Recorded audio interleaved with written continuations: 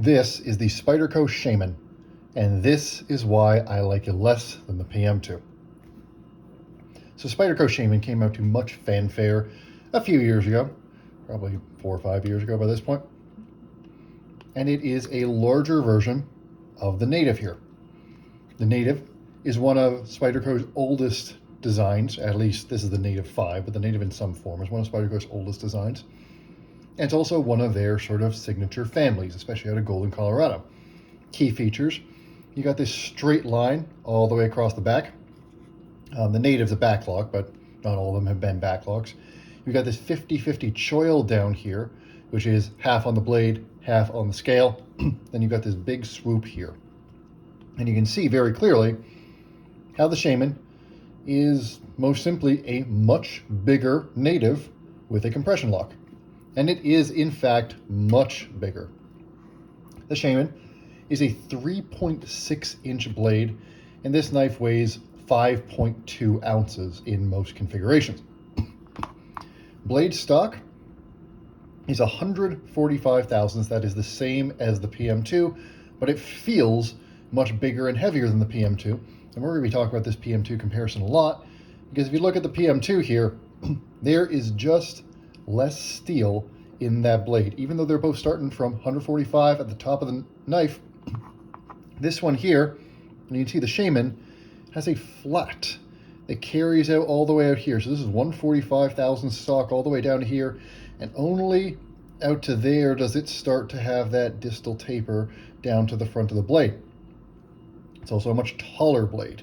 So you got all that space, all that blade to drop down, and you got all that space in front of the pivot where you got blade that is that full thickness the whole way through. Then you've got relatively robust liners in there. I believe they're stainless steel. They are skeletonized, but they're in there. And you just compare that to the PM2, there is just a lot less blade here, even though it's starting from the same stock thickness.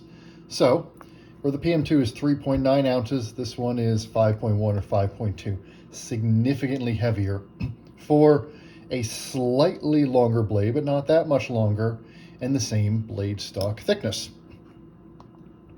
The key features of the Shaman, which a lot of people really enjoy, are these contoured scales. So this version here, this is one of the Knife Joker exclusive versions. CTS 204P, and by the way, this is made in Golden, Colorado. The entire Native line is part of Spyderco's Golden, Colorado production. You have these flat, I guess they really are flat scales with a heavy chamfer on the edges, because you can see if you go down here, you can see they are flat across the top, but there is an aggressive and thick contour, basically a rounded chamfer all the way around that edge there. Obviously on both sides, 4-position pocket clip, left and right, tip up and tip down. And you've got a compression lock here. So you can shut it just like that. It opens easily, just like any compression lock. The one issue people love to talk about with the Shaman is that little nib there. What that is if you go down here, this choil, big fat choil here, and to make sure the finger is secure, they have a little nub all the way down there. That nub, if you follow it all the way up, will find its way into the compression lock sort of opening spot there. So when you're closing the knife, if your finger is in the compression lock here, you will get booped by that little nub there. It is not a big deal, but it is a little annoying. It's just an annoyance, nothing really more than that. Good jimping across the top here, good jimping down here, pretty standard Golden, Colorado jimping, relatively deep, relatively sharp, definitely bites your finger there. And the overall fit and finish is exactly what you would expect from Golden, Colorado Spyderco. It is solid. There is nothing that is wrong anywhere on this knife. Everything sits nice and flush. They're not aiming for the wicked sharp tolerances that Tai Chung tries to go for, but they are achieving exactly what they are trying to do here. So, where does the Shaman excel and where does it struggle? So, the first thing that is great about the Shaman, actually the main thing that's great about the Shaman, is this blade. So again, this blade comes down from 145 thousandths, which is relatively thick stock. Not if you're into Striders and Medfords and Hinderers and stuff like that, but for the rest of the world, that is decently thick stock. And in fact, that is XM18 3.5 inch default stock, I think. But even though you got that thick stock, you got a lot of space here for it to drop. And that means that this actually comes down. I probably won't be able to show it on camera in any useful way, but this actually comes down to a very thin, useful, and slicey edge.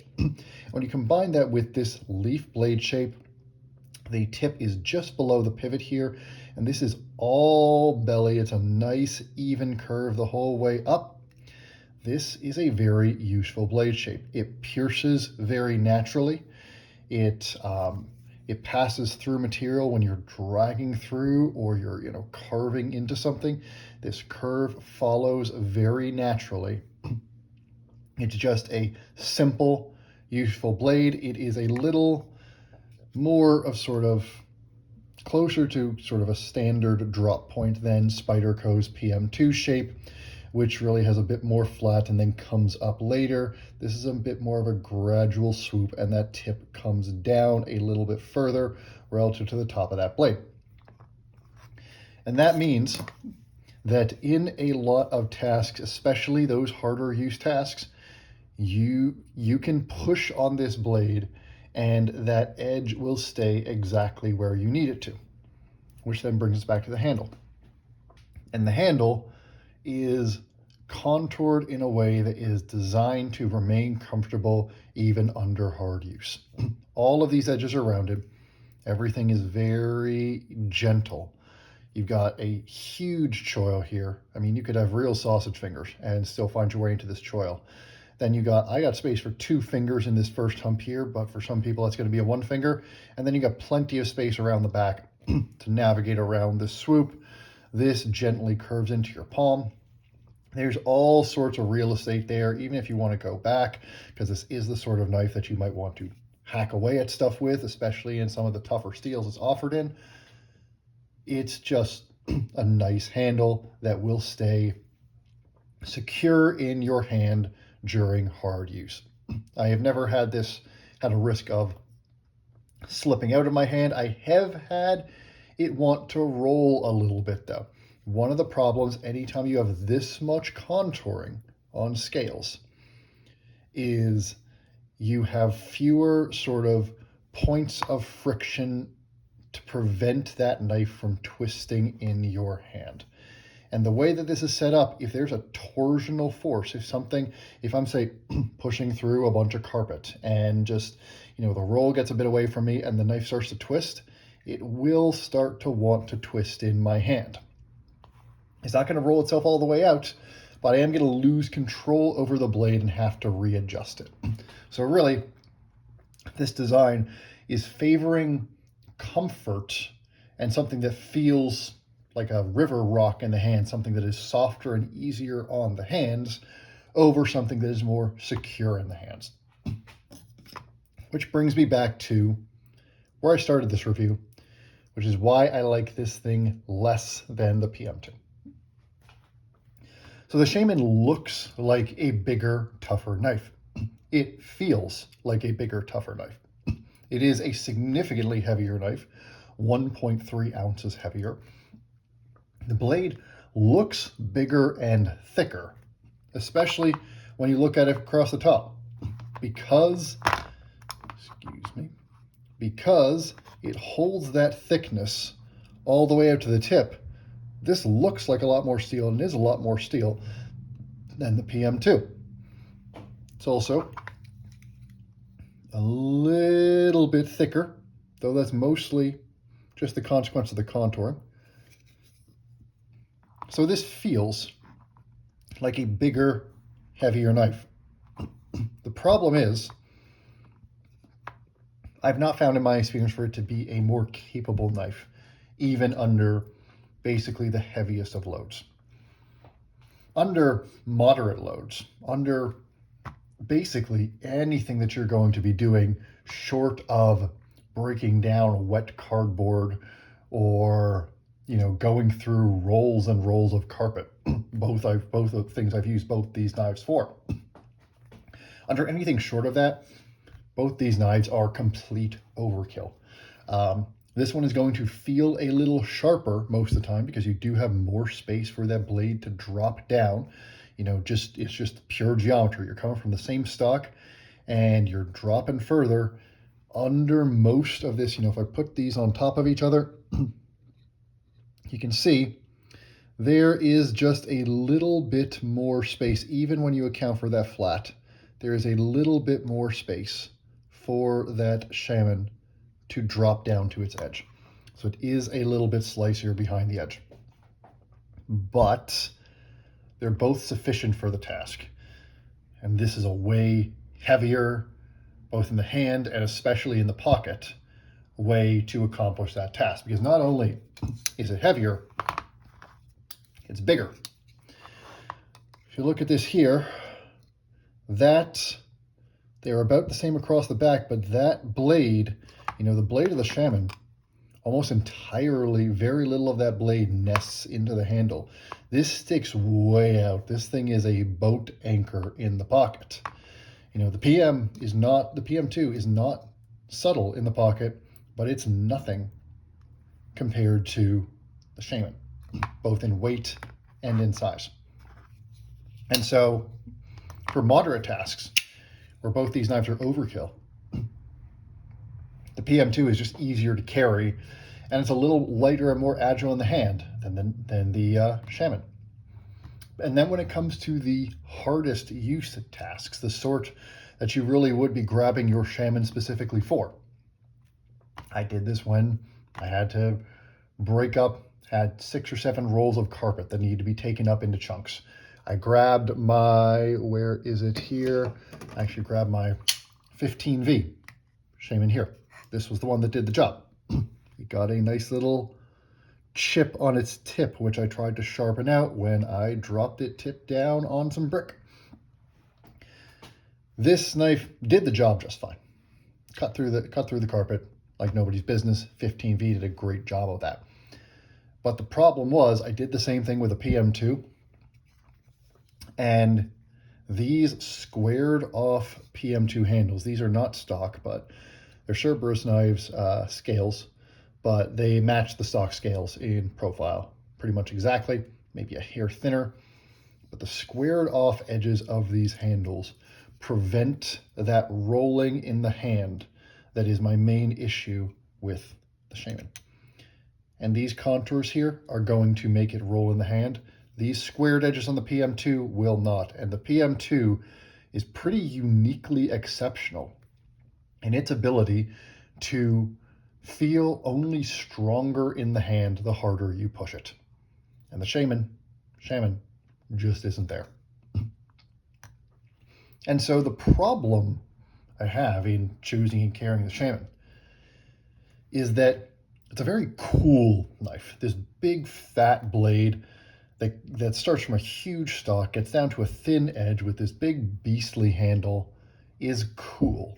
The fact that this blade is so heavy means the action is just satisfying in a way that you usually don't get in a Spyderco, that you only get in something like a Strider generally. Just because that blade is heavier, there's a mechanical satisfaction to deploying it and to closing it that you just don't get in a PM2. When you drop this compression lock, you don't feel the weight of the knife shift in your hand. The balance point stays about the same. When you drop this blade, you feel the entire weight of the blade shift, just because that blade is so big and so heavy. But other than those aesthetic choices, there isn't a single circumstance I can think of that I would rather use a Shaman then use a PM2, assuming I got both available and both are sharpened well of similar steels and ready to go. And so that is where I end up on the Shaman, and it is not for lack of trying, because I actually have, where's number 4? I have 4 Shamans at the moment. One in 15V, one in S90V, which would be my preferred, one in 204P, and one in M4. I have tried to love all 4 of these. I've tried different scales, and I've come to the same conclusion every single time, which is that for any individual task, this guy always does the job better. And so the Shaman is a really cool model, but is one that I find a hard time justifying in a collection for practical reasons. If you like it for aesthetic reasons, do your thing. But this thing is heavy, it's clunky, it's awkward to use for small tasks, and it is a little bit uncomfortable because of that rolling, because of how much that contouring makes it roll in the hand. It's uncomfortable to use on the heaviest duty tasks. And none of those are a problem with the PM2. So my review of the Shaman concludes with that. It's a cool knife, it's a fun knife, it's not one that I have any desire to keep, and I will be selling all 4 of these. Hope you found that helpful, hope it wasn't a waste of your time, and I'll see you again soon.